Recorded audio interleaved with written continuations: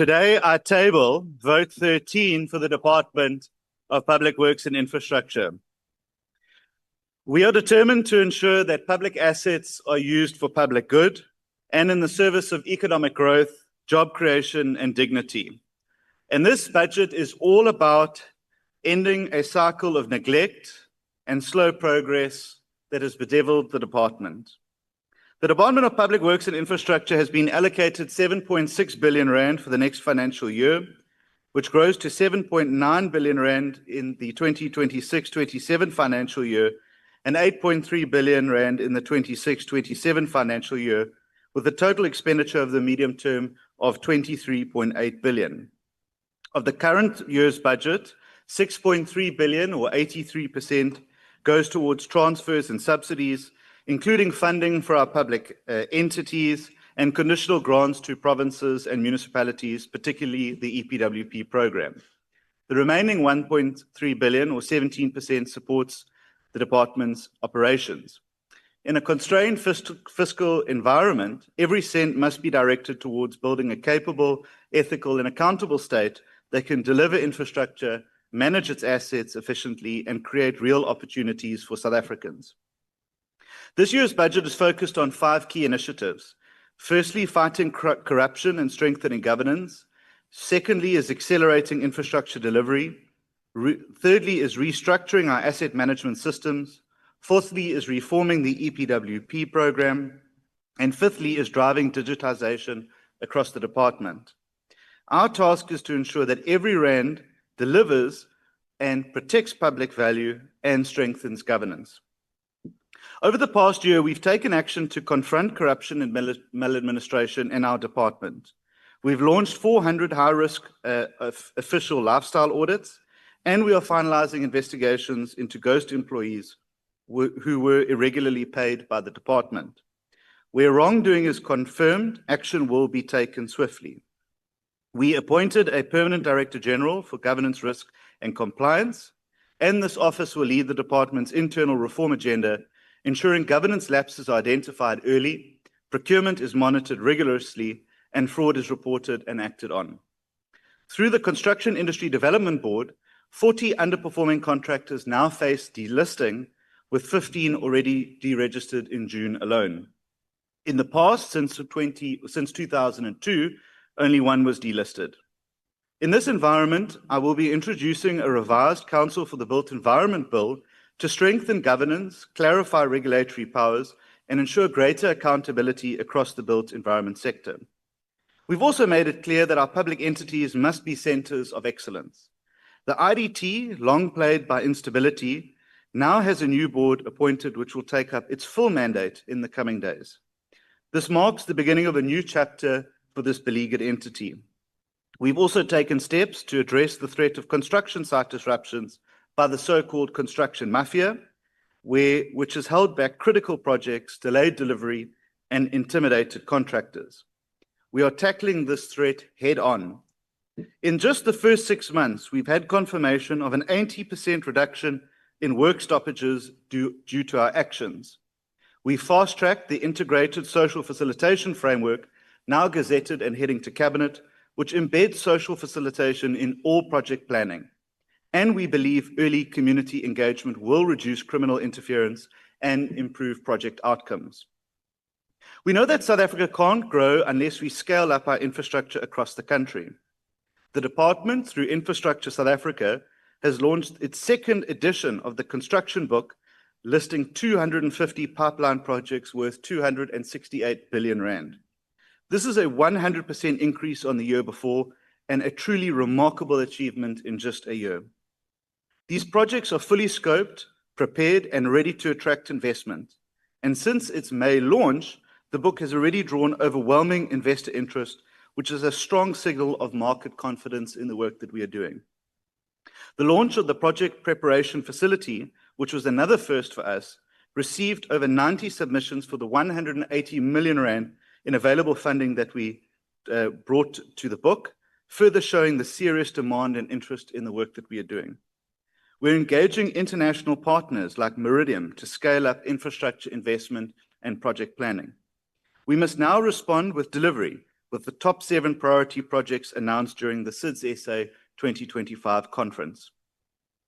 Formalizing Infrastructure South Africa as the single entry point for infrastructure has long become overdue now.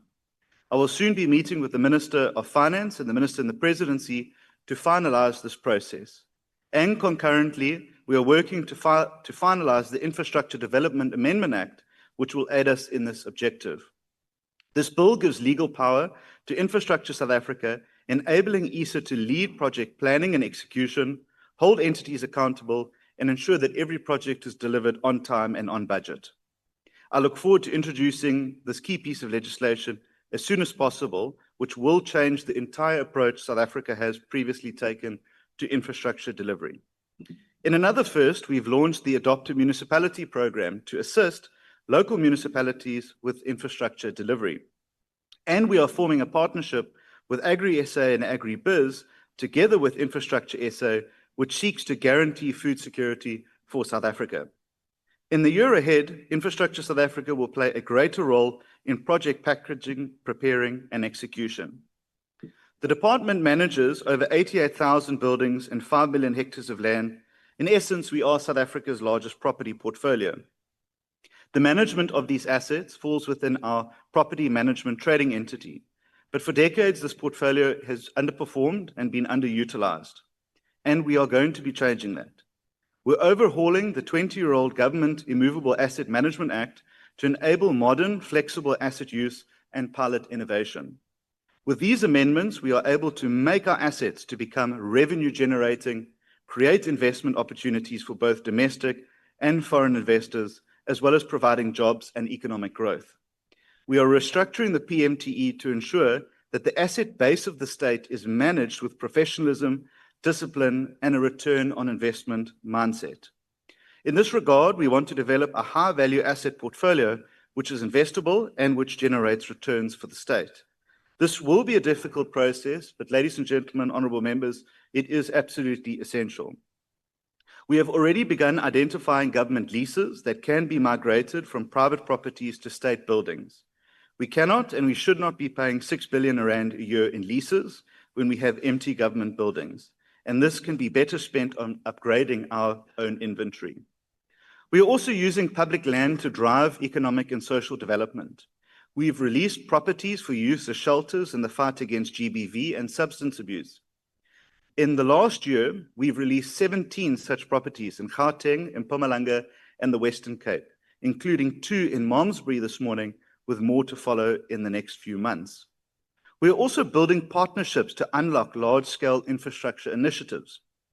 This week, I met with the Minister of Human Settlements to finalize collaboration around Operation Vulindlela 2 priority housing and land release projects to ensure that we use idle land to expand opportunities for social housing, something that has not meaningfully taken place to date. In KwaZulu-Natal, we are working with the SAPS to establish a state-of-the-art forensic laboratory, and this lab will accelerate DNA testing and support justice for victims. And in Johannesburg, we are partnering with the NGOs, with an organization called Josie My Josie, where at the end of this month, we'll be signing an MOU for them to maintain and repair the Johannesburg High Court at absolutely no cost to the state. Fully privately funded, this project will restore one of South Africa's busiest courts to full function. A central element of our asset modernization program is the creation of the Strategic and Special Delivery Unit. Based in the office of the DG, the SSDU is tasked with unlocking public value from underutilized assets where the department has been unable to implement the necessary change or where projects have been stalled for a few years. Its first focus is to overhaul leasing and to unlock revenue, investment, and job creation. Specialists will come to assist to ensure that all of our leases are value for money, corruption and collusion free, and that we are able to track our leases in real time. A second focus is the revitalization of small harbors. In the Western Cape, this work has started with the advertising of the project manager to begin and imagine the renovation of the Hout Bay Harbour, which conservatively will bring in billions of rands of new investment and will become the next version of the V&A waterfront. We are visiting small craft harbors across the country, and we are expanding this project into the short and medium term. Our objective is clear: to turn these neglected sites into functional, vibrant economic hubs that support tourism, enterprise, and create jobs. Over the past year, we have undertaken a deep review of the EPWP, and to be frank, the findings have been stark. We have found troubling reports of gatekeeping, irregular recruitment, and even exploitation. With a budget of 2.2 billion rand, down 7% from last year, the program is being redesigned around transparency, skills, development, and opportunity to ensure sustainability. In partnership with Harambee Youth Accelerator, we are developing a new model that links EPWP participants to pathways for permanent work or entrepreneurship. However, we are in the advanced stages to pilot these in 2 provinces, in KwaZulu-Natal and Limpopo. Participants must leave the program with a trade, a certificate, or a meaningful next step, not just a short-term stipend. And for the first time, EPWP participants will be able to create digital CVs and link directly to job opportunities. With EPWP, 76.5 million rand has been budgeted to train over 23,000 participants, but we are also allocating funding for bursaries and graduate programs in the built environment, including 3,000 internships and placements to begin strengthening the future pipeline of professions for our department and the built environment. Previously, bursaries were awarded without work commitments, costing millions with no return. Today, anyone obtaining a bursary from the department will be required to work in the department or private sector for a minimum of 2 years. This will retain skills in South Africa and build internal capacity. None of this will be possible, however, honourable members, without a radical shift in how we use technology. We are investing in a fully digital, GIS-enabled asset register that will give us real-time information on every property, its location, its condition, its occupational status, and its cost to maintain. When I took office, submissions were printed and couriered between offices and head offices. This meant that critical decisions could take up to 5 months before being actioned. Last month, we approved a digital sign-off app developed in-house, in our own office, at no external cost, that allows instant authorizations by myself, the DG, and staff members. This is testament that we have excellence in this department. We just need to nurture it. This will be the end of chaos, the chaos of paper-based files and lost records, and this is the power of what digitization does. We're investing in building information modeling, predictive analytics, and digital tools. These tools will help prevent breakdowns, plan upgrades, and forecast future maintenance needs. Our goal is to turn public works into a smart delivery department, driven by data, informed by evidence, and accountable in real time. However, there remains a serious challenge in us achieving our goals, and that is the non-payment by client departments. As of 31 March 2025, the department has invoiced 20 billion rand and only 16.5 billion rand has been paid. 4.3 billion rand remains outstanding, alongside 10 billion rand in historic debt. This undermines our ability to pay service providers, maintain infrastructure, and roll out new projects. This cannot continue any longer. Chairperson, in May last year, South Africa decided it needed change. We're delivering on our job-creating, growth-focused mandate. We're not here to preserve the status quo.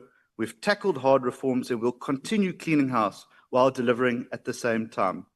But we are also shifting to implementation, and we are now focused religiously on delivery. If this is in 1 year, imagine what the next 4 could be like. The best is still to come. Thank you so much. DA at Work, rescuing South Africa.